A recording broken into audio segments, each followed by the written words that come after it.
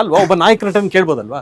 ಈಗ ಮಲಯಾಳಂ ಭಾಷೆಯಲ್ಲಿ ಅವ್ರು ಸಗಡು ಬಿಟ್ಕೊಡಲ್ಲ. ಮಮ್ಮೂಟಿ ಆಗಿರಲಿ, ಮೋಹನ್ ಲಾಲ್ ಆಗಿದ್ರಿ, ಒಂದು ಮೈನ್ ಸ್ಟ್ರೀಮ್ ಸಿನಿಮಾನೂ ಮಾಡ್ತಾರೆ, ಇನ್ನೊಂದು ಎಕ್ಸ್ಪೆರಿಮೆಂಟಲ್ ಫಿಲ್ಮ್ನೂ ಮಾಡ್ತಾರೆ. ಇದನ್ನು ನೋಡೋ ಕ್ರಮ ಬೇರೆ, ಅದನ್ನು ನೋಡೋ ಕ್ರಮ ಬೇರೆ. ಪ್ರೇಕ್ಷಕರು ಇಲ್ವಾ ಅಲ್ಲಿ? ಬಟ್ ಆ ಪ್ರಯೋಗ ಆಗಬೇಕು ಆಗಬೇಕು, ನಮ್ಮಲ್ಲಿ ಆಗ್ತಾ ಇಲ್ಲ ಅನ್ಫಾರ್ಚುನೇಟ್ಲಿ. ನಿನ್ನೆ ಒಂದು ವರದಿ ನೋಡಿದಾಗ sir, I felt very bad. ಒಂದು ಸಮೀಕ್ಷೆ ಹೇಳುತ್ತೆ, ಇಡೀ ಭಾರತೀಯ ಚಿತ್ರರಂಗದಲ್ಲಿ ಕನ್ನಡದ ಸ್ಥಾನ 3%, ರೆವಿನ್ಯೂ ಶೇರಿಂಗಲ್ಲಿ 3%, ಮಲಯಾಳಂ ಸ್ಥಾನ 4%, ತಮಿಳು ತೆಲುಗು 19-20 ಅಕ್ಕಪಕ್ಕದಲ್ಲಿದೆ, ಹಿಂದಿ 52% ಇದೆ. Where we stand? ನಾವು ಯಾರಿಗೆ ಸಿನಿಮಾ ಮಾಡ್ತಾಯಿದ್ದೀವಿ? 3% ಅಂತಂದರೆ ಅದೇನು ಇದು ಮಾಡಬೇಕಾಗಿಲ್ಲ. ಮಲಯಾಳಂ ಒಳ್ಳೆ ಸಿನಿಮಾ ಪಡೋದು 4% ಇದೆ. ನಮಗಿಂತ ಚಿಕ್ಕ ರಾಜ್ಯ, ತುಂಬ ಚಿಕ್ಕದು ಅಲ್ವಾ ಜನಸಂಖ್ಯೆಯಲ್ಲಿ.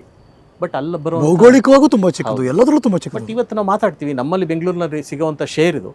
ತಮಿಳು ತೆಲುಗು ಮಲಯಾಳಂ ಸಿನಿಮಾಗಳಿಗೆ ಸಿಗೋ ಶೇರು ಕನ್ನಡ ಸಿನಿಮಾಗಳಿಗೆ ಸಿಗೋಲ್ಲ.